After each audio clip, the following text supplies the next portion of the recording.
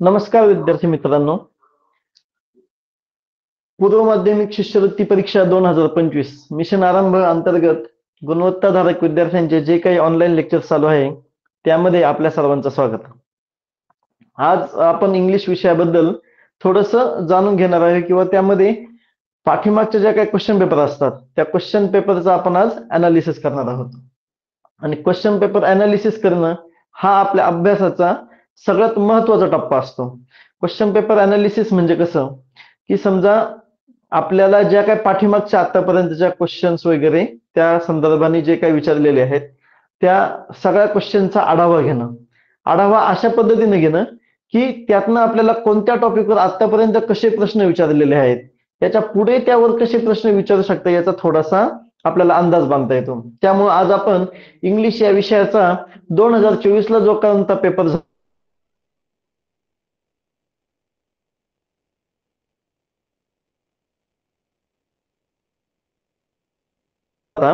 त्या पेपर आज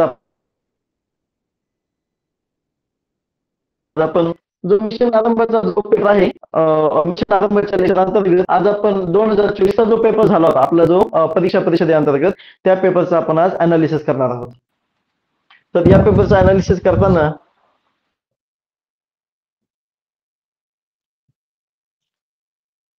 पहिली गोष्ट पेपरचं अनालिसिस का करायचं.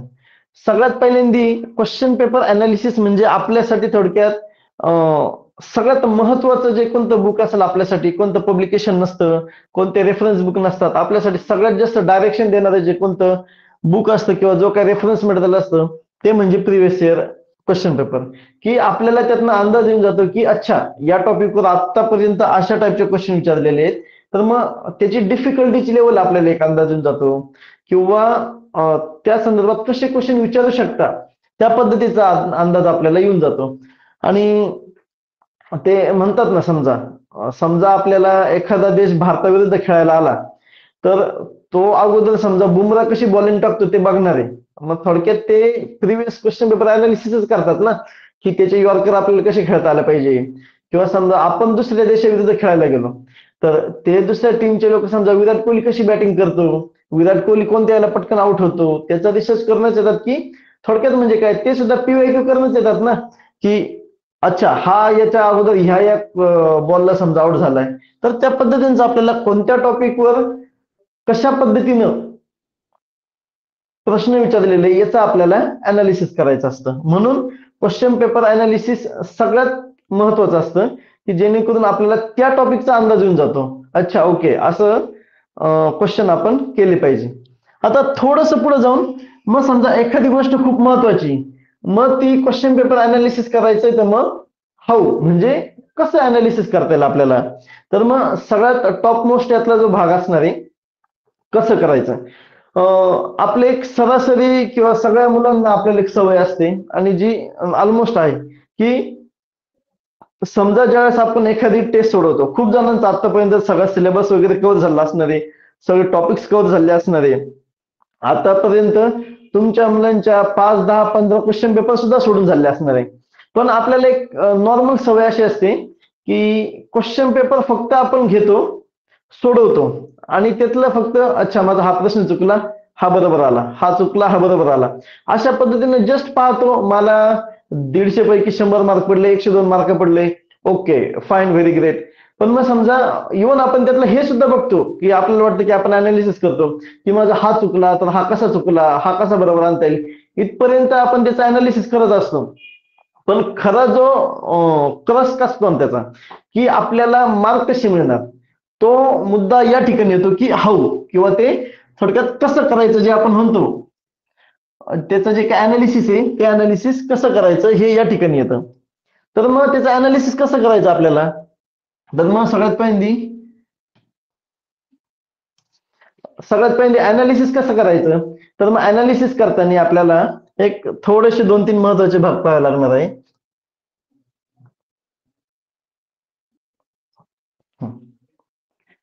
आपल्याला अनालिसिस करताना की समजा जर इंग्रजीचा पेपर आहे जो माझा 25 त्यामध्ये क्वेश्चन विचारणार आहेत तर आपल्याला महाराष्ट्र राज्य शिक्षण परिषदेनं की कोणत्या टॉपिकवर किंवा जो हे जे कोणते टॉपिक आहे या कोणत्या टॉपिकवर किती क्वेश्चन विचारणार आहे हे सुद्धा दिलेलं आहे. आणि ही माहिती आपल्यासाठी खूप जास्त आहे की समजा व्होकॅब्युलरी वरती 4 क्वेश्चन कंपल्सरी असतात, वर्ड पझल्स वरती 2 क्वेश्चन्स असतात, लँग्वेज स्टडी वरती 6 क्वेश्चन्स असतात, ग्रामर वरती 3 क्वेश्चन आहे, क्रिएटिव्ह रायटिंग वरती 4 क्वेश्चन्स आहेत, रिडिंग स्किल्स वर 5 क्वेश्चन आणि मिसलेनियस म्हणजे कुठला तरी एखादा इंग्लिश काय म्हणता भाषेशी निगडीत एखादा समजा क्वेश्चन असेल तर तो यामध्ये टाकून देतात. मग याचं अनालिसिस करणं म्हणजे काय असतं, आपण ज्यावेळेस पेपर सोडवतो त्याचं अनालिसिस जे असतं त्याचा सगळ्यात महत्वाचा भाग असतो अनालिसिस, की ज्यावेळेस मी माझा सगळा सोडून होणार, मी माझे इंग्रजीचे 25 क्वेश्चन बघणार. अच्छा, हे माझे 25 क्वेश्चन, या 25 क्वेश्चन मधले माझे कोणते प्रश्न बरोबर आले आणि कोणते प्रश्न माझे चुकले. मग मी काय करणार, असं माझ्या वहीमध्ये एक असा तक्ता आखणार की जनरली असं असतं की त्याला 5-6 पानं सोडून द्यायची असतं नेहमी. मग असं पहिल्या पानावर असा तक्ता आखायचा की समजा त्यामध्ये सगळे जे टॉपिक्स लिहायचे आणि एकूण किती क्वेश्चन्स त्यावर विचारले जातात आणि पुढं पहिली टेस्ट, दुसरी टेस्ट, तिसरी, चौथी, पाचव्या अशा सगळे पुढे कॉलम असे आखायचे की जेवढे तुम्ही टेस्ट त्यावरती सोडवणार आहेत. मग त्यानं होणार काय, समजा तुम्ही एखादी सराव क्वेश्चन पेपर समजा तुम्ही सपोज एखादं समजा कोणत्या तरी एका पब्लिकेशनची सराव टेस्ट सोडवली.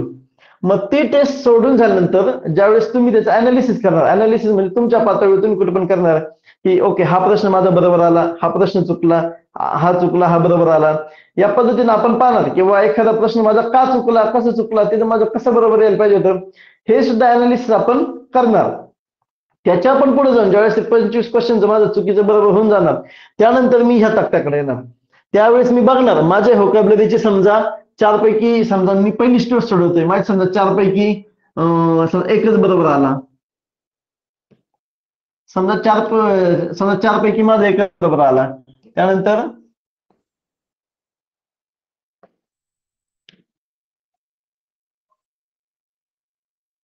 ओके 4 पैकी 1 बरोबर आला, समजा वर्ड पझल मध्ये समजा 2 पैकी 2 बरोबर आले, लँग्वेज स्टडी मध्ये 6 पैकी 5 बरोबर येत आहे माझे, ग्रामर मध्ये समजा माझं ग्रामर थोडंसं अवघड जातं 1 समजा बरोबर आला, क्रिएटिव्ह रायटिंग मध्ये समजा 3 बरोबर आले, रिडिंग स्किल्स मध्ये समजा 4 माझं चांगलं रिडिंग स्किल, पुन्हा मिसलेनियस मध्ये 1 बरोबर आला.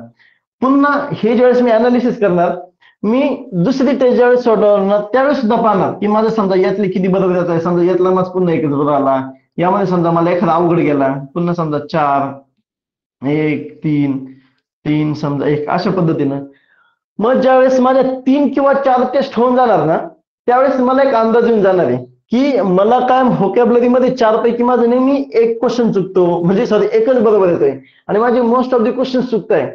मग असं असतं नेहमी आपल्याला अनालिसिस यासाठीच करायचं असतं की आपल्या ज्या चुका पाठीमागच्या टेस्टमध्ये होतात त्या चुका पुढच्या टेस्टमध्ये होऊ नयेत. आपण जर पाठीमागच्या टेस्टमधील चुका पुढील टेस्टमध्ये करत असेल तर मग ते जे काय आपण क्वेश्चन पेपर सोडवली त्याचा यूज किंवा त्याचा वापर शून्य झाला. आपल्याला त्याचा क्वेश्चन पेपर आपण सोडवतच यासाठी की अच्छा माझ्या ह्या 4 गोष्टी चुकताय तर मी त्या लिहून घेणार, माझं हे 4 चुकतंय, मी त्याचा अभ्यास करणार, त्या गोष्टी मी परिपूर्ण करणार आणि मग पुढची टेस्ट देणार की जेणेकरून पुढच्या टेस्टमध्ये माझे ते जे टॉपिक आहे त्याचे उत्तर बरोबर आले पाहिजे. आता शक्यतो तुम्हाला जर स्क्रीनशॉट वगैरे काढून घ्यायचा असेल तर काढून घ्या की समजा, आणि प्रत्येकाने आपापल्या वहीमध्ये अशा पद्धतीचा एक टेबल बनवा.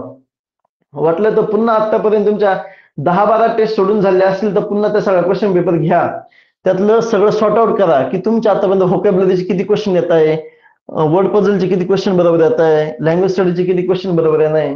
यानं होणार काय की सगळ्यात महत्वाचा भाग म्हणजे तुमचे जे क्वेश्चन चुकताय ते हळूहळू बरोबर यायला लागतील.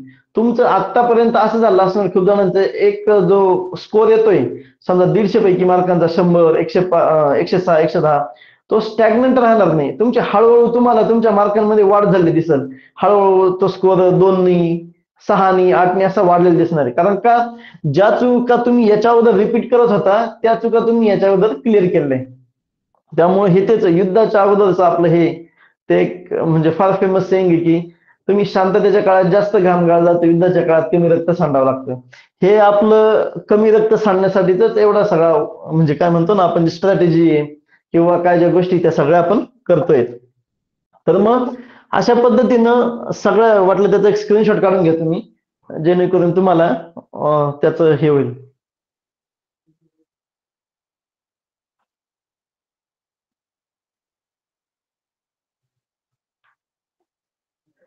ओके. तर मग इथपर्यंत माझ्या मते सगळ्यांना क्लिअर झालं असेल क्वेश्चन पेपर अनालिसिस करणं किती गरजेचं आहे किंवा क्वेश्चन पेपर अनालिसिस कसं करायचं, जेणेकरून पाठीमागच्या चुका पुन्हा तुम्ही रिपीट नाही करणार. यातला एक पुन्हा ऍडिशनल भाग असा की समजा एक कॉम्पिटिशन असते, कॉम्पिटिशन मध्ये समजा 96, 100, 106च्या आसपास स्कोर सगळ्यांचं येतं समजा, पण त्याच्या पुढं 2 मार्क, 4 मार्क, 10 मार्क वाढवण्यासाठी खूप कष्ट करावे लागतात. आणि खूप वेळेस असं होतं की आपण खूप अभ्यास करतो तो मार्क वाढत नसा.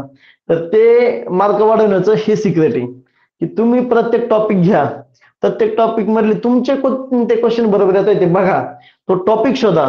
समजा तुमचा व्होकॅब्युलरीचं समजा तुमचं खूप क्वेश्चन चुकताय, तर हा क्वेश्चन 2 वेळेस नाही 10 वेळेस वाचा, त्याचं प्रॅक्टिस करा, त्याचे अजून प्रॅक्टिस क्वेश्चन सोडा. तुम्ही बघा पुढच्या ज्या येणाऱ्या टेस्ट आहे यामध्ये तुमचा स्कोर वाढला असेल. आणि आपल्याला एक मार्क वेचत असतं जायचंय, जेवढे तुम्ही जास्त मार्क असणार तेवढं तुमचं जास्त मार्क पडणार किंवा आपोआप तुमचा स्कोर वाढणार आहे. तर मग यामध्ये आपण आता एक ठराविक तुम्हाला एक अंदाज येऊन गेला असणार आहे अनालिसिस कसं करायचं.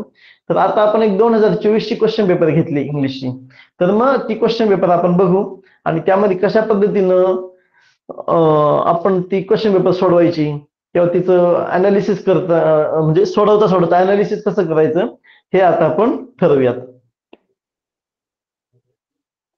पुन्हा अजून एक आपल्याला एक महाराष्ट्र शिक्षण परिषदेनंच एक दिलेलं आहे, याच्यावर शक्यतो कुणाचं लक्ष जात नाही, पण मी आवर्जून मुलांना सांगत असतो की आपल्याला नेहमी 30% प्रश्न हे सोप्या पद्धतीचे असतात, 40% प्रश्न हे मध्यम स्वरूपाचे असतात आणि 30% प्रश्न हे कठीण स्वरूपाचे. 30 आणि 40% जर आपण स्कॉलरशिपची एक्झाम देतोय तर हे जे 30% क्वेश्चन आहे आणि 40% क्वेश्चन आहे यातील क्वेश्चन किंवा जे प्रश्न आहे हे आपण चुकणं अजिबात आपल्याला समजा माफ करण्याजोगं नाही.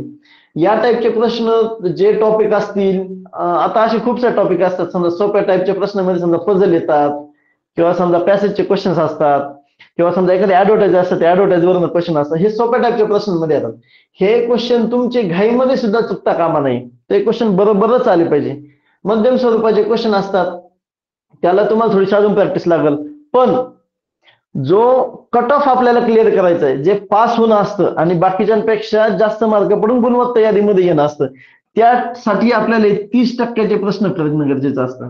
आणि अभ्यास करणं म्हणजे हेच असतं की ह्या टाईपच्या प्रश्नांची प्रॅक्टिस करायची आणि ह्या टाईपचे प्रश्न समजून घेऊन त्यामध्ये प्रावीण्य मिळवायचं, जेणेकरून ह्या 30 टाईपचे क्वेश्चन जेवढे तुम्ही जास्त सोडवाल तेवढं तुमचं मेरिटमध्ये यायचे चान्सेस, तेवढं तुमचं बाकीच्यांपेक्षा जास्त येण्याचे चान्सेस जास्त असतात. आणि तुम्हाला हुशार किती व्हायचं या स्कॉलरशिपच्या एक्झाम मध्ये, तुम्हाला एक ठराविक आकडा नाही दिला, तुम्हाला बाकीच्यांपेक्षा जास्त हुशार व्हायचंय, मेरिट त्यानुसार कमी जास्त होणार आहे. त्यामुळं त्याची एक तुम्ही थोडीशी काळजी घ्या. तर मग आपण आता 2024 ची क्वेश्चन पेपर एकदा सोडून घेऊ.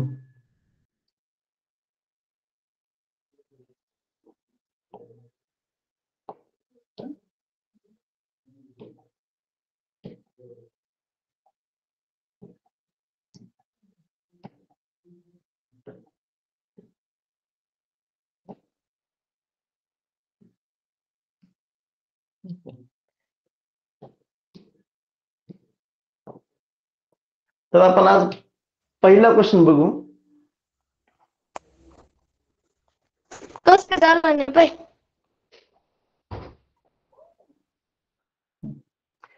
पहिला क्वेश्चन आहे, choose the correct pair of homophones to get the meaningful sentence. आपल्याला होमोफोन बघायचा आहे. होमोफोन म्हणजे काय, त्यांचा उच्चार सारखा असणार आहे परंतु त्यांचे जे अर्थ असणार आहे ते वेगळे असणार आहे. He dash dash sent me a mail, he dash dash me a mail and told there is a gift parcel of dash dash bottles. आता या ठिकाणी म्हणजे त्यांनी मला मेल केला थोडक्यात आणि त्यांनी मला गिफ्ट पार्सल कशाचं तरी गिफ्ट पार्सल केलंय. मग आता आपल्याला यातले ऑप्शन बघायचे. जर आपण सेंटचा अर्थ बघितला तर पाठवले येतं, पुन्हा या सेंटचा अर्थ येतो की सुगंधित द्रव्य. आता सेंट म्हणजे पाठवलं, या ठिकाणी सेंट येऊ शकतं, त्यामुळे तो एक शब्द झालाय. आणि ज्या ठिकाणी आपण parcel of dash dash bottles आहे, त्या ठिकाणी सेंट म्हणजे समजा संत असणार आहे, सँड किंवा गेट. हे कोणताही शब्द बॉटलला इथे येणार नाही, सँडला इथे येणार नाही, सेंटला येणार नाही. एकच उरला सेंट म्हणजे सुगंधी द्रव्य. सुगंधी द्रव्याची बॉटल मी त्याला पाठवलेली. हा अक्षर म्हणजे सोप्या टाईपचा क्वेश्चन, याला जास्त एक्सप्लेनेशनची गरज नाही. तुम्ही थोडस त्यानंतर पुढे जर पाहिलं, सेकंड टाईपचा question, read the following and find out the number of imperative sentences in it. आता यातला आपल्याला इम्पेरेटिव्ह सेंटेन्स फाइंड आउट करायचंय.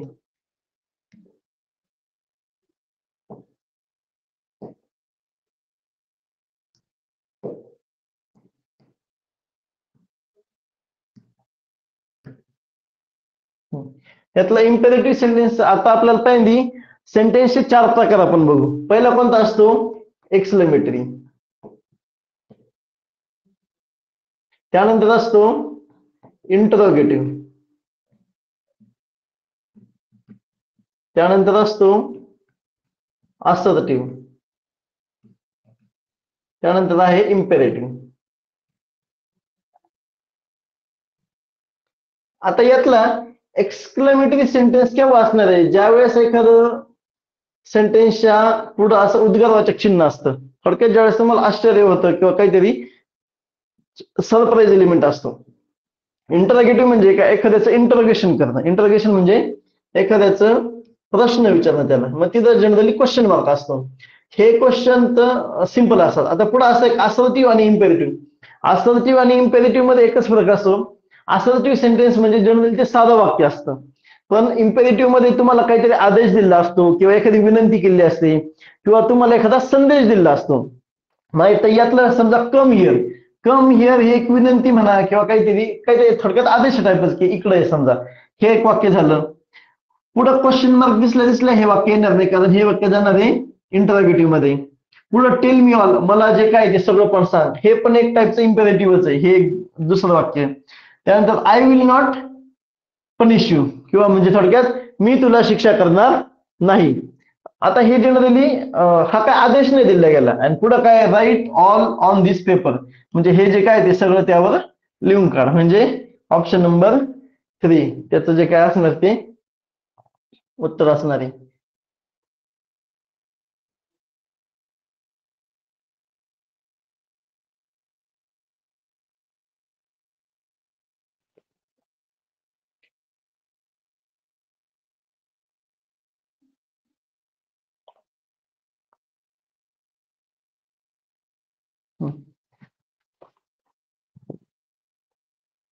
त्यानंतर पुढचा जो काय प्रश्न आहे,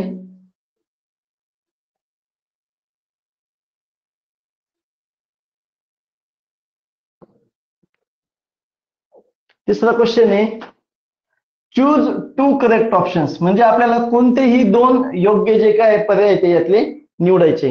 काय? Avoid too much use of mobile phones, म्हणजे मोबाईल जे फोन आहे त्याचा खूप सारा वापर करू नका किंवा टाळा. अँड आता पुढं काय? मग थोडक्यात त्या संदर्भातच काहीतरी असणार आहे.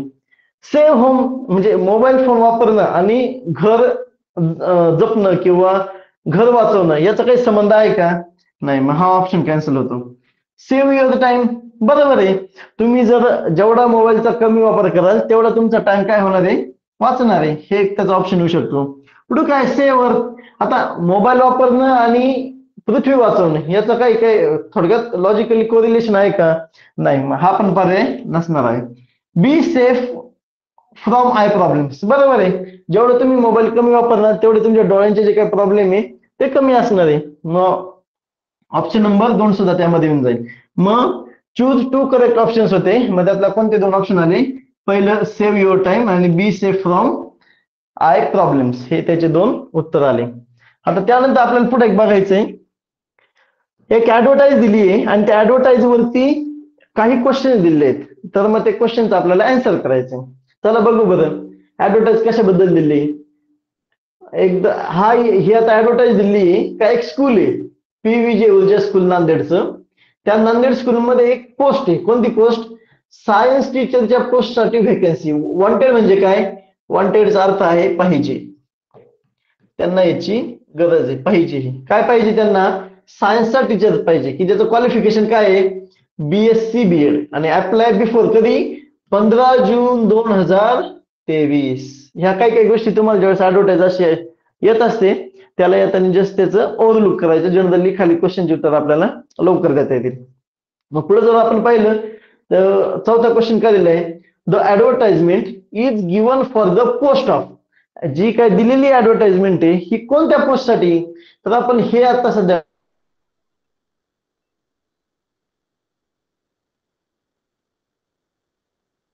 या त्यातनं आपल्याला एक गोष्ट कळाली की जी कोणती ऍडव्हर्टाइजमेंट आहे ती कशासाठीची आहे, प्रिन्सिपल तर नाहीये, क्लर्क पण नाहीये, सायन्स टीचर.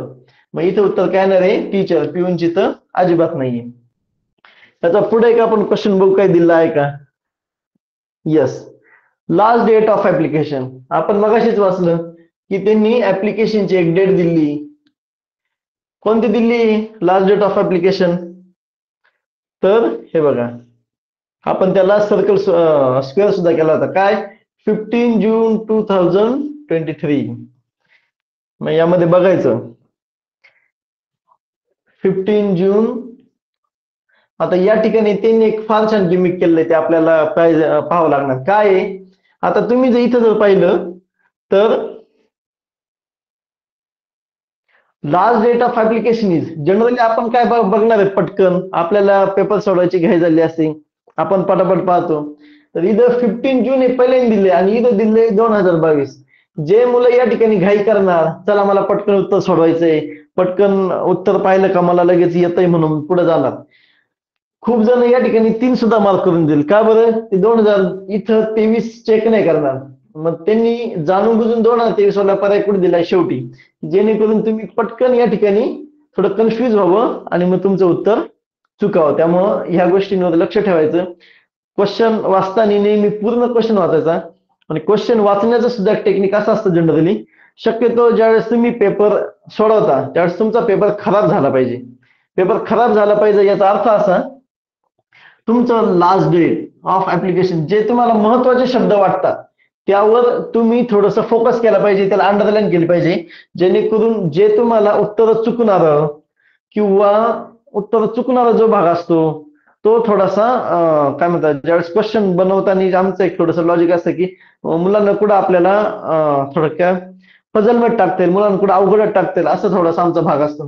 त्यावेळेस मग ज्यावेळेस पर्याय ज्यावेळेस तुम्ही बघणार आहे त्यावेळेस ते नीट बघा. प्रश्न वाचताना सुद्धा जे महत्वाचे शब्द वाटतात, कन्फ्युजिंग शब्द वाटतात त्याच्या खाली अंडरलाईन करायचं.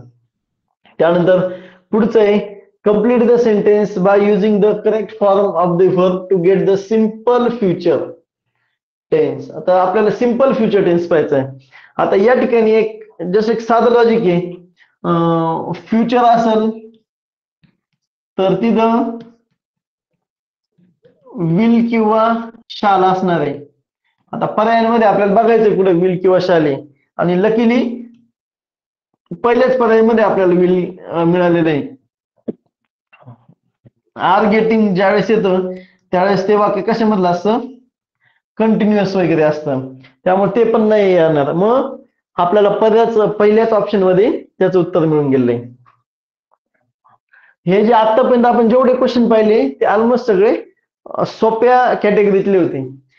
आता पुढे आपल्याला क्वेश्चन नंबर 7 आणि 8 साठी इन्स्ट्रक्शन दिले. काय दिले इन्स्ट्रक्शन, रीड द पॅसेज. आपल्याला हा जो काय पॅसेज आहे तो वाचायचा आहे आणि चूज द करेक्ट अल्टरनेटिव्ह, आणि मग त्यातनं आपल्याला करेक्ट अल्टरनेटिव्ह करायचा आहे. आता एक काम करा तुम्ही सगळ्यांनी, हा जो काय दिला पॅसेज आहे तो पॅसेज एकदा सर्वांनी वाचा तुम्ही, आणि मग त्यावरचे आपण आता क्वेश्चन सोडू.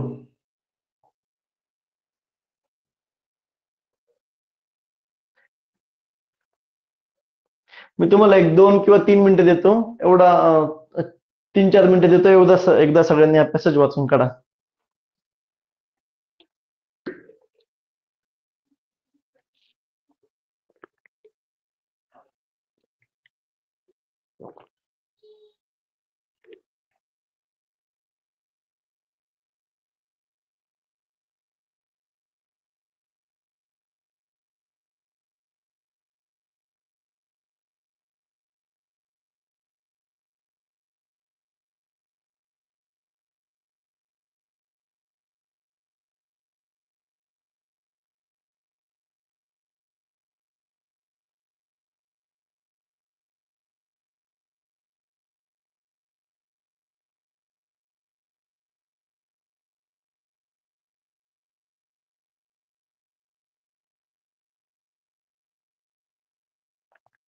माझ्या मते सगळ्यांचा आता पॅसेज वाचून झाला असणार आहे. पॅसेज मध्ये काय म्हटलंय? The famous physics professor Stephen Hawking has warned that mankind is facing the most dangerous time in its history today. He said that the world today is facing huge challenges like climate change, overpopulation. आता समजा यातले मला हे शब्द जर थोडेसे महत्वाचे वाटत आहे. कोणते? Climate change, overpopulation, epidemic diseases. तर मी याला अंडरलाईन करत. आता क्लायमेट चेंज म्हणजे जागतिक तापमान वाढ किंवा तापमान बदल वगैरे समजा ते म्हणतो त्याला. ओव्हर पॉप्युलेशन म्हणजे लोकसंख्या वाढ. इपिडेमिक डिसीजेस म्हणजे जे काय साथीचे आजार पसरणं किंवा जी महामारी म्हणतो त्याला, त्या पद्धतीचे डिसीजेस. त्यांनी आजचं जे काय वर्ल्ड ते खूप फेस करतंय त्याला. We have the technology to destroy the planet on which we live. म्हणजे आपल्याकडे एवढी टेक्नॉलॉजी अवेलेबल आहे की आपण आपलं पृथ्वी नष्ट करू शकतो. And have not yet develop the ability to escape it. म्हणजे आपण एवढी टेक्नॉलॉजी डेव्हलप केली पण यांवर काय आपल्याला सोल्युशन काढता येईल याची आपण अजून काय टेक्नॉलॉजी डेव्हलप केली नाही. Perhaps in a few hundred years from now, म्हणजे अजून काही 100 वर्षानंतर we will have built colonies amid the stars. But right now, म्हणजे आपण काही वर्षानंतर, काही 100 वर्षानंतर आपण वेगळे जे काही तारे, वेगळे जे काही प्लॅनेट आहे त्याच्यावर आपल्या वस्त्या केलेल्या असणार आहे. पण सध्या, but right now we have only one planet. पण सध्याच्या घडीला आपल्याकडे एकच प्लॅनेट आहे. We need to work together to protect it. आपल्याला ते प्रोटेक्ट करण्यासाठी काम करावं लागणार आहे. हा सगळा पॅसेज आहे आणि यावरून आपल्याला आता उत्तर सोडायचंय. पहिला क्वेश्चन काय आहे? We have the technology to destroy the dash dash according to Hawking. म्हणजे आपल्याकडे अशी टेक्नॉलॉजी आहे की आपण काय नष्ट करू शकतो. तर आय थिंक इथंच मी त्याचा अर्थ सांगितला होता. We have the technology to destroy the planet. मग याचं उत्तर काय असणार आहे? We have the technology to destroy the planet.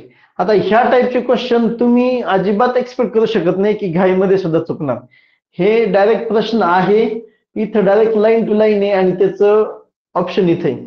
एअरक्राफ्टचा काही संबंध येत नाही, स्पेसचा काही संबंध नाही, इथं टँकचा काही संबंध नाही, इथं फक्त प्लॅनेट आन्सर आहे.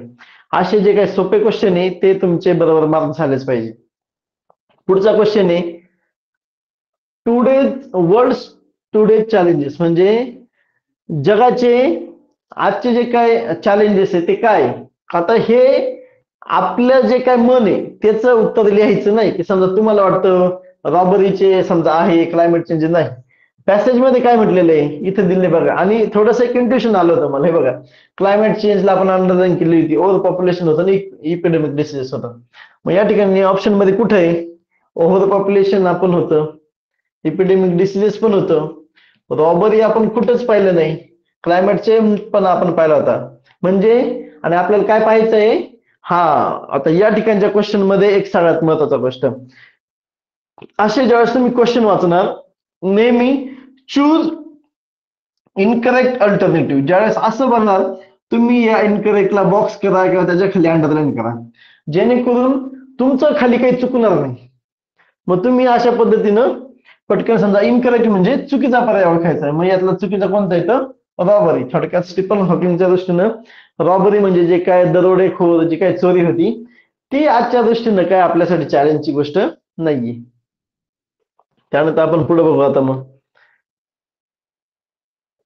आय थिंक आतापर्यंत आपण 8 क्वेश्चन सोडवले आणि फेअरली इनफ ते एवढे अजून अवघड नव्हते किंवा असं चॅलेंज देणारे पण क्वेश्चन होते, सोपे क्वेश्चन होते आणि हे क्वेश्चन चुकता कामा नाही.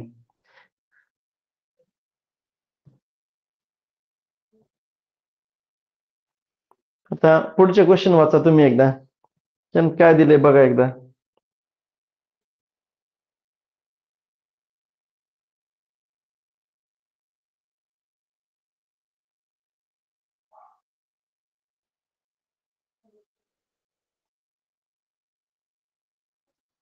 सांगा चला, काय आन्सर येते त्याचं. Chose the correct alternative. It is 5 to 11 o'clock म्हणजे 11 वाजायला 5 मिनिटं कमी. The school bell will rang after the 20 minutes. 20 मिनिटानंतर ती बिल वाजणार आहे. मग काय असणार आहे? हे सोपं आहे. क्वार्टर पास्ट 11 म्हणजे 11 नंतर क्वार्टर पास्ट म्हणजे नंतर म्हणजे 11:15. सोपा क्वेश्चन होता. पुढे काय given below are words choose the correct alternative which is positive degree. सोपं आहे. सोपा क्वेश्चन आहे. आता पॉझिटिव्ह डिग्री एकूण 3 प्रकारच्या डिग्री आहेत. पहिली पॉझिटिव्ह, दुसरी कंपॅरेटिव्ह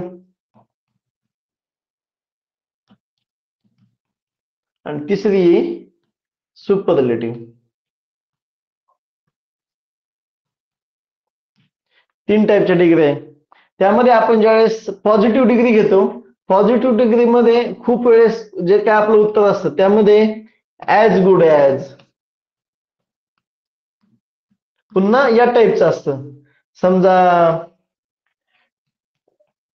ॲज समजा बिग ॲज किंवा ॲज स्मॉल ॲज, या टाईपचं जे काय वर्डिंग असतं ते कशामध्ये येऊन जातं, पॉझिटिव्ह डिग्री मध्ये येऊन जातं. त्यानंतर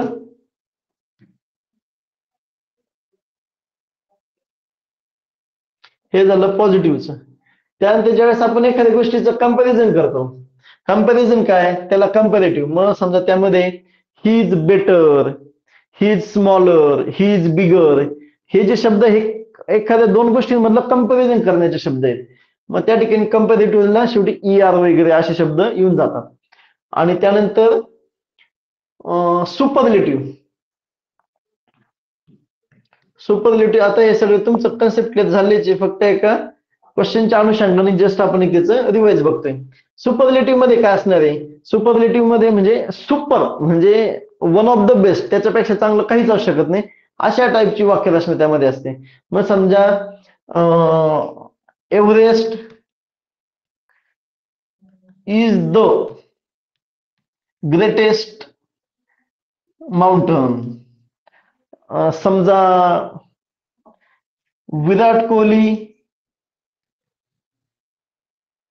इज द बेस्ट म्हणजे विराट कोहलीपेक्षा भारी कुणीच नाही, ही इज द बेस्ट म्हणजे तोच सगळ्यात बेस्ट आहे. अशा टाईपची ज्यावेळेस वाक्यरचना असते त्यावेळेस ते असतं सुपरलेटिव्ह.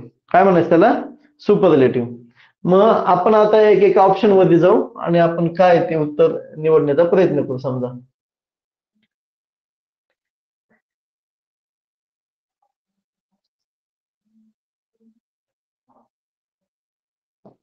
एक एक ऑप्शन बघू. शाकुंतल इज बेटर देन, ज्यावेळेस बेटर, स्मॉलर, ग्रेटर असं असतं त्यावेळेस ती डिग्री असते कंपॅरेटिव्ह. पुढचं काय आहे, Shakuntal is the best, the best आलं की ते झालं सुपरलेटिव्ह.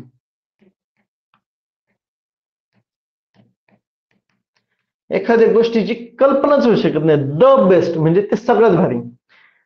पुढे काय, no other drama is as good as, as good as म्हणजे बरोबर ही आली आपली पॉझिटिव्ह डिग्री की जे आपल्याला उत्तरामध्ये अपेक्षित होतं, पॉझिटिव्ह डिग्री. आणि शेवटचं काय आहे, Shakuntal is the best, the best आलं की पुन्हा एकदा सुपरलेटिव्ह डिग्री. त्यामुळं आपल्याला ह्या गोष्टी रिअलाइज झाल्या पाहिजे किंवा सोडवताना डिग्री फार सोपी. पॉझिटिव्ह डिग्री मध्ये गुड, कंपॅरेटिव्ह मध्ये बेटर आणि सुपरलेटिव्ह मध्ये बेस्ट, या 3 शब्दांमधून आपल्याला त्याचा अंदाज लावता येतो. किंवा ऍज अ कन्सेप्टनी जर गेलं तर पॉझिटिव्ह डिग्री मध्ये जस्ट ही गोष्ट चांगली, याच्या एवढी चांगली इथपर्यंत म्हटलं असतं. कंपॅरेटिव्ह डिग्री मध्ये त्याचं कुणाशी कंपॅरिझन केलं असतं, याच्यापेक्षा हे भारी आहे, याच्यापेक्षा हे मोठं आहे, याच्यापेक्षा हे छोटं आहे, तिचं कंपॅरिझन असतं. आणि सुपरलेटिव्ह मध्ये पुन्हा सुपेरियरिटी, थोडक्यात सुपिरियरपणा, त्याच्यापेक्षा भारी काहीच नाही, ही इज द बेस्ट, थोडक्यात या टाईपची वाक्यरचना असते. त्या वाक्यांवरून आपल्याला ते कळलं पाहिजे. पुढचा question, choose the correct alternative to explain the underline phrase. कोणती अंडरलाईन फ्रेज आहे, in a jiffy. In a jiffy म्हणजे कसं, आता खूप वेळेस आपल्याला प्रत्येकच वेळेस आपण ज्या काही ह्या फ्रेज आहे त्या वाचलेल्याच असलं पाहिजे किंवा असणं असं काय म्हणतात ना शक्य नाहीये. कारण अशा इंग्लिशमध्ये खूप सारे फ्रेज आहेत, जसं आपल्या मराठीमध्ये खूप सारे वाक्प्रचार आहे, तसं इंग्लिशमध्ये सुद्धा खूप आहेत. आणि त्याची डाऊन साईड अशी की आपली जी काही बोली भाषा आहे त्यामध्ये आपण इंग्लिशचा एवढा यूज नाही करत की ज्याचं आपल्याला समजा त्या अंगावर पडणं किंवा आपल्याला ते खूप सारं माहित असलं पाहिजे. पण मग आपण नेहमी वाक्य वाचून त्या वाक्यावरनं त्या अंडरलाईन जी काही फ्रेज आहे तिचा अर्थ आपल्याला काढता आला पाहिजे आणि हेच तुमच्याकडनं अपेक्षित असतं. तुम्ही साऱ्या खूप गोष्टी पाठ करणं आणि खूप साऱ्या गोष्टी तुमच्या डोक्यामध्ये असणं हे थोडक्यात तुमच्या स्कॉलर मुलांकडनं अपेक्षित नाही. तुमच्याकडनं अपेक्षित ह्या गोष्टी असतात की खूप साऱ्या गोष्टी तुम्ही तुमच्या काय म्हणता ना तुम्हाला त्याचं अनालिसिस किंवा त्याचं प्रॅक्टिकल ऍप्लिकेशन किती जमतात त्यावर या सगळ्या गोष्टी असतात. आता आपण वाक्य वाचून त्यावरून त्याच तुम्हाला थोडासा अंदाज येऊन जाईल. आकाश वॉज सो ऍक्टिव्ह म्हणजे कसा खूप सारा लगेच तत्पर थोडक्यात. आणि एन्थुझियास्टिकचा अर्थ असा आहे की एखादं काम करण्यासाठी एकदम उत्साही, अतिशय उत्साही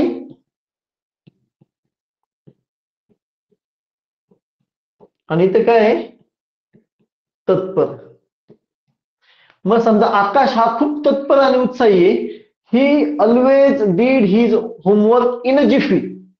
तो एवढा उत्साही आहे की तो त्याचा होमवर्क खूप साऱ्या जिफी म्हणजे करतो. मग आता कसा जर तो खूप तत्पर आणि उत्साही आहे तर तो नीटली तर काय होणार नाहीये, तो स्लोली तर काय होणार नाही कारण तो खूप तत्पर मुलगा आहे. आता दोन शब्दांमध्ये आपलं व्हेरी सून म्हणजे खूपच लवकर आणि हरिडली म्हणजे पण घाईमध्ये.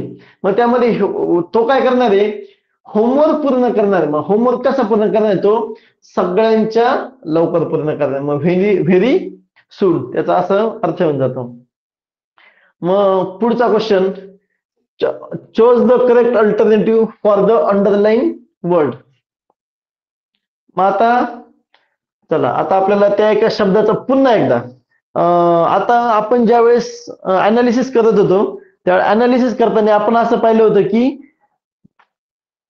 आपण व्होकॅब्युलरी वरती 4 क्वेश्चन्स होते आणि व्होकॅब्युलरी हा एक टॉपिक असा आहे की त्या टॉपिकचा तुम्ही कितीही अभ्यास करा कायम तुम्ही कमी पडणार. कारण इंग्लिशमध्ये अनगिनत शब्द आहे, अनगिनत फ्रेजेस आहे, पुन्हा वाक्प्रचार आहे, थोडक्यात म्हणीन टाईपचे खूप आहेत किंवा गुड सेइंग्स आहे, गुड थॉट्स आहेत. एवढं तुम्ही नाही पाठ करू शकत.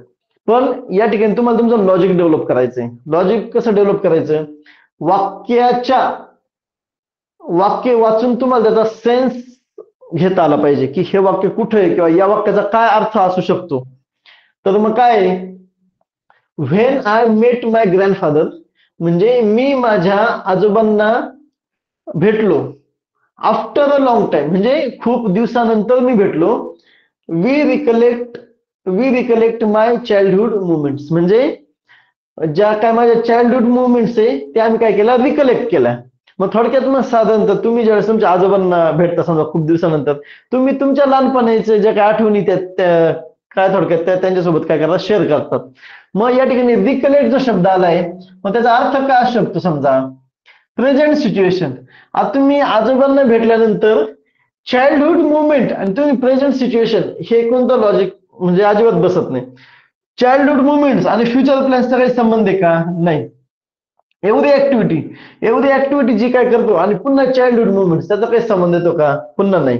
पण रिमेंबरिंग द पास्ट तुम्ही तुमचं बालपणाच्या आठवणी जागता म्हणजे तुम्ही तुमच्या काय म्हणता लहानपणाच्या ज्या काय आठवणी लहानपणाच्या गोष्टी ज्या काय तुम्ही खेळलेल्या असतात तुम्ही जे काय बागडलेले असतात त्या सगळ्या गोष्टी तुम्ही आठवता त्याला काय म्हणायचं recollect my childhood movements.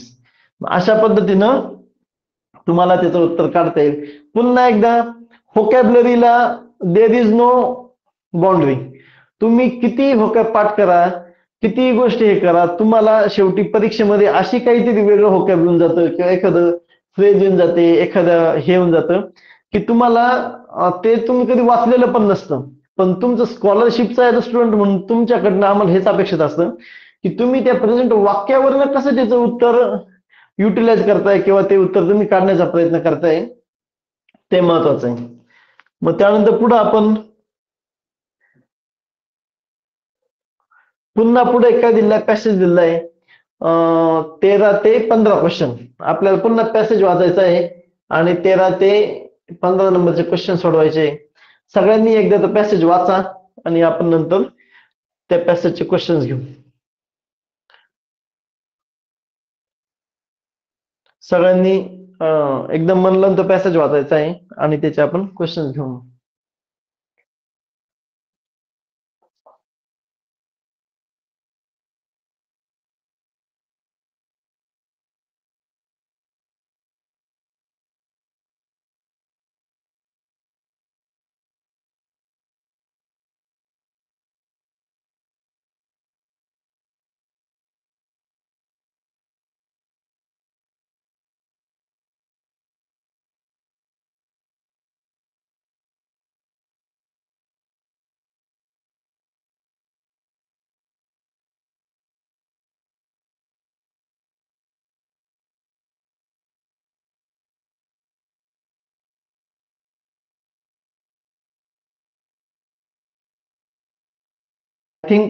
I think सगळ्यांचा पॅसेज वाचून झाला असणार आहे. एकदा एकदा तो रिसेट करतो. सुश्रुता वाज indeed a bright student of veterinary medicine. थोडक्यात ती पशुवैद्यक जे काय शास्त्र आहे त्याची ती हुशार मुलगी होती, हुशार विद्यार्थी होती. हीच टीचर शाली होतरा वन्स डिसाइडेड टू टेस्ट हिम. म्हणजे त्यांची जी एक शिक्षिका होती शाली होतरा, त्यांनी ठरवलं की आपण याची एकदा परीक्षा घेऊ. He asked Sushruta what all he would need to perform surgery on a wonderful horse. म्हणजे थोडक्यात एक सर्जरी परफॉर्म करायची होती एका छानशा घोड्यावरती. Sushruta was very quickly listed down all the instruments and medicine that would be needed. तिने पटकन काय जे काय साहित्य लागणार आहे ते सगळं लिहून घेतलं. आणि मग 3 थिंग्स आर मिसिंग. शाली होत म्हणजे ते शिक्षिका म्हणाली की यातनं 3 गोष्टी मिसिंग आहे. मग सुश्रुता जरा कन्फ्युज झाली. Confuse Sushruta look at him. म्हणजे त्यांच्याकडे पाहिलं. I will give you a week to find them. थोडक्यात ती म्हणाली की मी तुला थोडक्यात मी तुला एक आठवडा देते की ज्यामध्ये तू ते मला शोधून द्यायचे. Curious to find out what those three things were, Sushruta observe his teacher carefully for the next 1 week. थोडक्यात तिनं ती कशा त्या 3 गोष्टी शोधते यासाठी ती केअरफुली ऑब्झर्व तिने आठवडाभर केलं. Before operating the horse, Shali Hotra observe every part of the horse and then Sushruta found the first missing thing. तर असा पॅसेज आहे. तर यातला पहिला क्वेश्चन आपल्याला पाहायचा आहे. सुश्रुता वाज चला कोण होती ती सुश्रुता? पटकन तुम्ही घाईमध्ये जाणार आणि लगेच अरे वा व्हेटरनरी, ती व्हेटरनरी मेडिसिन आहे मग व्हेटरनरी डॉक्टर असं क्लिक करून देणार आणि तिथं लगेच तुम्ही चुकून जाणार. इथं धडधडीत म्हटलंय सुश्रुता वाज इंडीड अ ब्राईट स्टुडंट. ते कोण होतं? विद्यार्थी. ब्राईट ब्राईट म्हणजे तेजस्वी विद्यार्थी होता. पुढचा क्वेश्चन काय आहे? Chose the correct alternative. What task शाली होत्रा गेव टू अ सुश्रुता. थोडक्यात शाली होत्रांनी सुश्रुताला कोणतं काम दिलं? तर त्या ठिकाणी काय? To find out instruments, to find out different medicines, to find out 3 things and to perform the surgery on wonderful horse. तर ती वरती म्हटली होती की आपल्याला हॉर्सवरती सर्जरी करायची and to find out 3 things. आता याचं जे काय उत्तर दिले त्यामध्ये दोन्ही पण उत्तर दिले, त्यामुळं तुम्ही दोन्हीपैकी कोणतेही पण एक उत्तर मार्क केलं तरी पण चालेल. पुढचा क्वेश्चन आहे की choose the correct alternative. How long a period did Shali Hotra allow to find the missing things. म्हणजे ज्या काय हरवलेल्या वस्तू होत्या त्या शोधण्यासाठी शाली होत्राला किती टाइम दिला? तर या ठिकाणी दिले बघा. जनरली एक इंग्लिश मधली एक शब्द रचना लक्षात ठेवायची. अ वीक म्हटलं की त्याचा अर्थ होतो एक आठवडा, किंवा ज्यावेळेस अ शब्द असतो अ पेन म्हणजे एक पेन, अ डॉग म्हणजे एक कुत्रा. तर मग या ठिकाणी काय दिले? I will give you a week. A week to find out म्हणजे काय? मी तुला ते शोधण्यासाठी किती दिवस देणार आहे? अ वीक, म्हणजे एक आठवडा मी तुला देणार आहे आणि मग त्यातलं ते शोधायचं आहे. Question number okay. चला पुढे काय दिलंय? Chose the two correct options. Chose the two correct options म्हणजे किती करेक्ट ऑप्शन शोधायचे आपल्याला? 2 करेक्ट शोधायचे. Options for the underline word from the given alternative, म्हणजे आपल्याला जे काय पर्याय दिले त्यातनं 2 ऑप्शन निवडायचे. कशासाठी? हे बघा, this year there is a great loss for India, म्हणजे ह्या वर्षी भारतासाठी एक खूप लॉसची म्हणजे थोडक्यात एक दुःखद घटना आहे, किंवा समजा एक आपल्याला समजा गमावलंय आपण. काय गमावलंय? दॅट पॉप्युलर सिंगर, आपला अंडरलाईन कशा शब्दात गेली? Popular singer Lata Mangeshkar pass away, म्हणजे लता मंगेशकर यांनी या गेल्यामुळं आपला लॉस झालाय. तर मग पॉप्युलर सिंगर, मग पॉप्युलरचा आपल्याला अर्थ शोधून काढायचा आहे. आता खूप जणांना ऑलरेडी पॉप्युलरचा अर्थ माहित असेल, पण तरी आता आपण एक एक ऑप्शन कॅन्सल करू आणि मग ऑप्शन कॅन्सल करून आपण उत्तरापर्यंत पोहोचू. पॉप्युलर म्हणजे जो सगळ्यांना माहिती आहे. आणि इथं समजा फेमसचा पण अर्थ काय होतो? की समजा एखादी गोष्ट खूप फेमस आहे ती सगळ्यांना माहित असते. नॉट नोन म्हणजे अजिबात माहित नसते, म्हणजे हे दोन्ही एकदम विरुद्धार्थी शब्द झाले, म्हणजे नॉट नोन सुद्धा नसणार आहे. स्ट्रॉंग म्हणजे काय रे? स्ट्रॉंग म्हणजे एखादी गोष्ट खूप काय म्हणतो ना आपण मजबूत. आता मजबूत आणि पॉप्युलर यांचं काही रिलेशन आहे का? काही लॉजिक लागतंय का? नाही. मग याला हा ऑप्शन तर नाही. मग चौथा ऑप्शन बरोबर असणं ही या प्रश्नाची मजबुरी, कारण त्यांनी आपल्याला ऑलरेडी सांगितले टू करेक्ट ऑप्शन्स. टू मध्ये काय? व्हेरी वेल नोन, म्हणजे खूप जणांना माहित असणारे. मग बरोबर, फेमस म्हणजे काय? खूप लोकांना माहिती आहे. व्हेरी वेल नोन खूप लोकांना माहित असणे. पॉप्युलरचा अर्थ काय? मग खूप लोकांना चांगल्या पद्धतीने माहित असणं. मग choice the correct to correct options. मग कोणता ऑप्शन आला? ऑप्शन नंबर 1 आणि ऑप्शन नंबर 4. अशा पद्धतीनं त्याचे 2 ऑप्शन आपल्याला मार्क करता येतील. पुढे काय आहे? Choose the correct alternative of active voice of the following sentence. My father was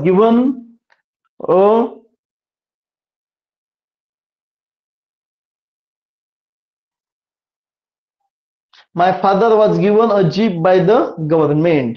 मग काय? सोपं हे काय असणार याचं? बाय द गव्हर्नमेंट म्हणजे द गव्हर्नमेंट पहिल्यांदा येणार. ओके आहे. आता इथं वॉज गिव्हन आहे, वॉज म्हणजे गेव येणार.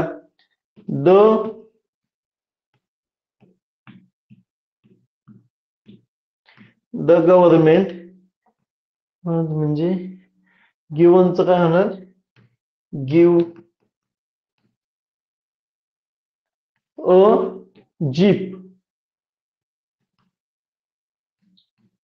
To my father. हा पर्याय कुठे येतं? गिव्ह हा पर्याय नसणार आहे. गेव वाला हा पर्याय असू शकतो. वॉज गिव्हन हा पर्याय नसणार आहे. विल गिव्ह तर अजिबातच नाही. मग the government gave a jeep to my father. Active voice, थोडक्यात ऍक्टिव्ह वॉइस पॅसिव्ह वॉइस. आता यातलं आपण पाहिलं ग्रामर मध्ये एक टेन्स वाला क्वेश्चन आला होता, त्यानंतर सुपरलेटिव्ह डिग्रीचा एक क्वेश्चन आला होता, आणि त्यानंतर आता आपण हा क्वेश्चन बघतोय ऍक्टिव्ह वॉइस पॅसिव्ह व्हायचा. मग ग्रामरचे 2-3 टॉपिक परफेक्टली करून ठेवायचे, जेणेकरून तो टॉपिक अजिबातच आपला चुकता कामा नाही. पुढचं काय? आपलं थोडं 5-1 मिनिटं राहिले, त्यामध्ये शेवटचे पटापट क्वेश्चन ओळखून घेऊ. Choose the correct alternative from the following to complete the puzzle. Puzzle complete करायचं आहे. NEODLE कोणताच शब्द तयार होत नाही.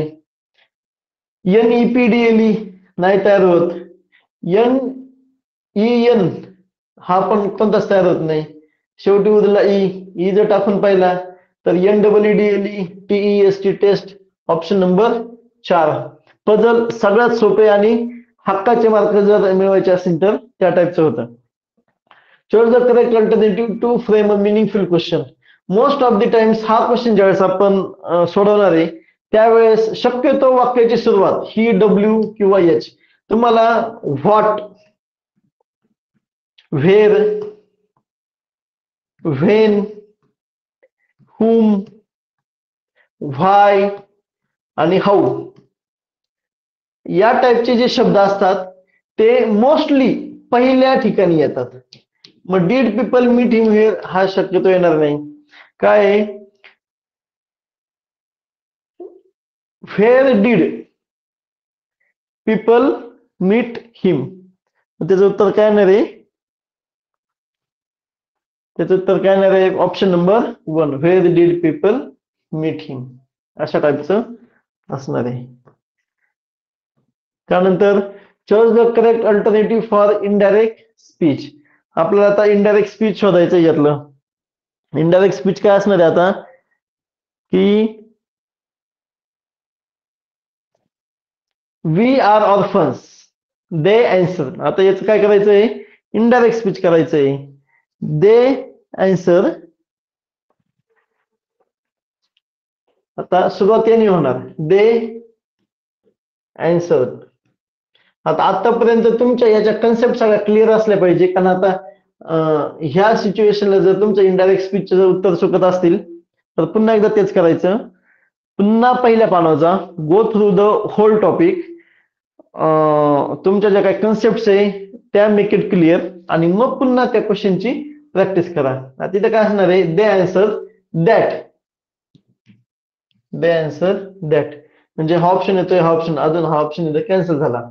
काय वी ऑर ऑर्फन्स. आता वीचं काय होतं? दे होतं आणि दे आणि आपल्याला पास्ट मधलं लिहायचंय म्हटलं शब्द काय ना वेर. वी वेर ऑर्फन्स म्हणजे ऑप्शन नंबर 2. आय थिंक थोडा वेळ राहिलाय आपल्याकडे, शेवटचे 5-6 मिनिटं राहिले, आपण पटकन क्लिअर करून घेऊ. Read the riddle and choose the correct alternative. What is full of holes म्हणजे असं काय का ज्याला खूप सारे काय छिद्र आहे बट स्टील होल्ड्स वॉटर म्हणजे तरी पण ते पाणी धरून राहतं. काय ग्लासला खूप जर छिद्र असेल तर ते पाणी धरून राहतं का? नाही. प्लास्टिकला खूप छिद्र आहे ते पाणी धरून असतं का? नाही. आयर्न लोखंडाला छिद्र आहे ते पाणी धरून राहतं का? नाही. स्पंज बरोबर आहे, स्पंजला खूप सारे छिद्र आहे, आपण ते जर पाण्यात टाकलं तर त्यामध्ये बरोबर काय राहतं? पाणी धरून राहतं. Option number 4. The verb is the verb form of addition is काय येणार आहे? ऍड थोडक्यात. त्यानंतर choose the correct expression dash dash she died of hunger.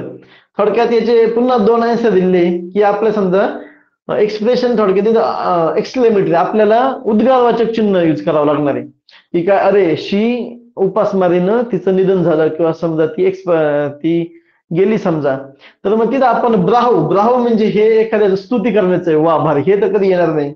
आपण कधी हे म्हणणार नाही. तर 2 ठिकाणी आलास म्हणजे जनरली एखादा माणूस एक्सपायर झाला तर ज्यावेळेस आपण हळहळ व्यक्त करतो एखाद्या गोष्टीबाबत त्यावेळेस आलस शब्द येतो. ओहो म्हणजे त्यावेळेस सुद्धा ओ अरे एखादी गोष्ट ओ शी डायड ऑफ हंगर ती उपासमारीनं एक्सपायर झाली, तर ओहो आणि आलास हे दोन्ही शब्द येतील. क्वेश्चन 23 2 आन्सर असतील. त्यानंतर पुढचं आहे, पुढे तुम्हाला एक हे दिलेलं आहे, पॅसेज दिलेला आहे, त्याचे आन्सर शोधायचे. Read the following news and answer the questions by choosing the correct option. Headline दिले more dinosaur fossils found in Kutch. डायनासोरचे जास्त फॉसिल्स कुठं सापडले? कच्छ मध्ये. Name the village where big fossils of dinosaur found. पटापट एकदा वाचून घेऊ आपण. Team of Indian and German scientist working near the Bhuj in the Kutch region of Gujarat had found the big fossil of dinosaur in hill Lodai village. Yes, हे बघ इथं काय आलंय? लोडाई व्हिलेज. तुम्ही जर घाई केली आणि फक्त टायटल वाचून more dinosaur fossils found in Kutch, त्यांनी तुमच्या उत्तर चुकण्याची तयारी इथं करून ठेवलेली डायरेक्ट. का तुम्ही फक्त टायटल वाचणार आणि इथं कच्चं उत्तर लिहून टाकणार? पण नाही, पॅसेज नीट वाचायचा आणि इथं दिले धड काय? लोढाई व्हिलेज. मग कुठं आहे? लोढाई व्हिलेज आन्सर येईल त्याचं. पुन्हा find the number of nouns in the following sentence. जे काय सेंटेन्स दिले त्यामध्ये आपल्याला नाउन शोधायचे. नाउन म्हणजे काय? नाम, एखाद्या वस्तूचं नाव. मग काय? अविनाश हे एक नाव आहे, यश हे एक नाव आहे, मोना पण एक नाव आहे, ओम पण एक नाव आहे आणि पुणे हे एक नाव आहे. मग किती नाव झाले? 1 2 3 4 आणि 5. Option number 2. म्हणजे अशा पद्धतीने आपण आपल्या दिलेल्या वेळेत 25 क्वेश्चन थोडेसे पटापट संपवण्याचा किंवा समजून घेण्याचा प्रयत्न केला आहे. पुन्हा एकदा तुम्हाला सगळ्यांना मार्क जर मिळवायचे असतील तर पुन्हा एकदा सगळ्यात महत्वाची तुम्हाला आज जर या सगळ्या लेक्चर मधून जर का समजा लेक्चरचं अनालिसिस सगळ्या लेक्चर थोडक्यात सगळ्या लेक्चर मध्ये तुम्ही केलंच असणार आहे, पण आजच्या लेक्चर मला सगळ्यात मोठा जर कोणता टेक अवे जर असेल तर आजच्या लेक्चर मधून लेक्चर संपल्यानंतर तुम्हाला काहीतरी वाटलं पाहिजे ना आज आपण काहीतरी नवीन किंवा वेगळं शिकलो. सगळ्यात महत्वाची गोष्ट ही आहे की तुम्हाला क्वेश्चन पेपरचं अनालिसिस करता आलं पाहिजे. तुम्ही हे फक्त इंग्रजीच न करता प्रत्येक विषय गणितातले टॉपिक काढा, बुद्धिमत्तेमधले टॉपिक काढा, यातले टॉपिक काढा, सगळे टॉपिक एकत्र काढा आणि त्याचं असं अनालिसिस करा. तुम्ही कोणत्या टॉपिक मध्ये मागे राहताय तो टॉपिक बघा, त्याचं अनालिसिस करा, त्याचा अभ्यास करा आणि मग त्यानुसार तुम्ही त्याचं तुम्हाला कोणता टॉपिक कमी पडतोय तो शोधा. तो टॉपिक पुन्हा पहिल्या पानावर जा, त्या टॉपिकच्या तो टॉपिक पुन्हा समजून घ्या सगळा, पुन्हा त्या टॉपिकचे खूप सारे क्वेश्चनची प्रॅक्टिस करा. आणि पुन्हा एकदा असे बाकीच्या एक्झाम आणि ह्या एक्झाम मधला फरक हाच आहे की तुम्ही समजा नॉर्मल आपण ज्या चाचणी या संकलित वगैरे आकाराच्या टेस्ट देतो त्यावेळेस आपण समजा 10 धडे ते मी म्हणू शकतो, समजा ठीक आहे मी 2 धडे नाही करणार कारण तिथं मिनिट नसतं. इथं तुम्हाला मिनिटमध्ये यायचं म्हणजे जे क्वेश्चन बाकीच्यांना अटेम्प्ट नाही होणार आहे ते उलट तुम्हाला अटेम्प्ट झाले पाहिजे. मग इथं तुम्हाला एक एक क्वेश्चन सोडून नाही चालत, इथं तुम्हाला एक एक क्वेश्चन वेचावा लागतो. मला हा टॉपिक जमत नाही ना, मग मी तो टॉपिक पुन्हा करणार, त्यातल्या कन्सेप्ट क्लिअर करणार आणि मग तो एक एक 2-2 मार्क ते वेचणार. अशा पद्धतीनं ही स्पर्धा परीक्षा काम करते.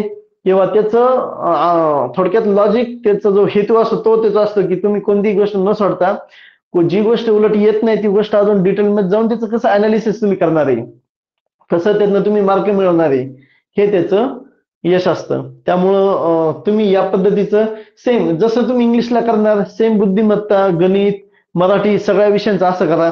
आणि थोडंसं इंग्लिशचं एक असं करा, थोडंसं वाचन जास्त ठेवा जेणेकरून तुमचं जे होकॅब आहे किंवा जे क्वेश्चनचं जे अंडरस्टँडिंग आहे ते थोडंसं अजून चांगलं होईल. आणि अजून यामध्ये तेच सांगण्यासारखं एवढंच आहे की पुन्हा परीक्षा तुमची फेब्रुवारीमध्ये चांगल्या पद्धतीने अभ्यास करा, त्याचं क्वेश्चन पेपरचं अनालिसिस करा, जेवढ्यात जास्त टेस्ट सोडवता येतील तेवढ्या जास्त टेस्ट सोडवा. पण खूप साऱ्या टेस्टच सोडत गेले आणि पुन्हा पाठीमागच्या टेस्ट मधल्या चुका तुम्ही पुढच्या टेस्ट मध्ये करताय, मग तुमच्यात इम्प्रुव्हमेंट नाहीये, तुम्ही फक्त मग पाटा टाकायचं काम करताय. तुम्ही पाठीमागच्या टेस्ट मध्ये जे काही चुकलंय तुमचं ते तुमचं पुढच्या टेस्ट मध्ये रिफ्लेक्ट झालं पाहिजे. ही संख्या हळूहळू कमी कमी होत गेली पाहिजे, कमी कमी थोडक्यात इथपर्यंत ही संख्या पोहोचली पाहिजे. जेवढे दिलेले क्वेश्चन्स आहेत तिथपर्यंत ही संख्या पोहोचली पाहिजे. आणि मग अशा पद्धतीनं जेवढी जास्त प्रॅक्टिस करता येईल तेवढी जास्त प्रॅक्टिस करा आणि क्वेश्चन्स सोडू नका. जेवढे एखादा टॉपिक समजा तुम्हाला जमत नाही ना त्याचं एखाद्या तुमच्या सरांकडून समजून घ्या. आपले भरपूर सारे लेक्चर्स तिथे अवेलेबल आहे, युट्यूबला आहेत. त्यातनं तो टॉपिक जेवढा तुम्हाला योग्य परफेक्ट करता येईल तेवढा तो टॉपिक परफेक्ट करा आणि मग तो टॉपिक तुम्ही चांगला क्लिअर करा आणि ते मार्क वेचत जायचे आपल्याला. अशा पद्धतीनं क्वेश्चन पेपरचं अनालिसिस करायचं आणि तुम्ही मग चांगले मार्क मिळवू शकतात. तर आजच्या टॉपिकमध्ये आपण क्वेश्चन पेपरचं जे काय अनालिसिस केलंय त्याचं माझ्या मते तुम्ही याचा स्क्रीनशॉट काढला नसेल तर एकदा याचा स्क्रीनशॉट तुम्ही काढून घ्या जेणेकरून तुम्हाला सगळ्या विषयांचं अशाच पद्धतीने सिरियल नंबर लिहायचा, टॉपिकचे नाव लिहायचे, त्यावर किती क्वेश्चन्स आहेत विचारता हे आपलं त्याच्या भारांनुसार तुम्हाला काढता येईल आणि प्रत्येक टेस्ट 1 2 याचा एक स्क्रीनशॉट काढून घ्या जेणेकरून तुम्हाला अंदाज येऊन जाईल.